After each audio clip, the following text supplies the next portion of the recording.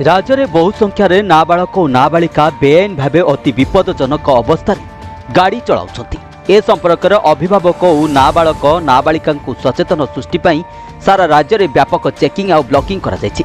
कटक रे एक सांबादिक सम्मेलन में अतिरिक्त परिवहन कमिशनर लालमोहन सेठी कहते जे 2 दिन में 334 मामला रुजु होता बेले 138 गाड़ी जबत होती।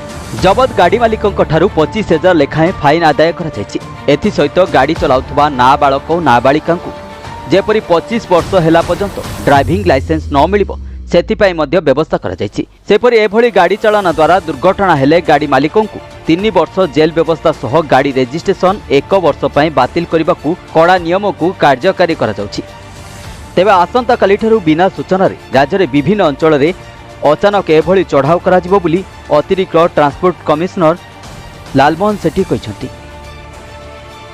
भुवनेश्वर क्रांति सेनापति रिपोर्ट न्यूज ओडिया।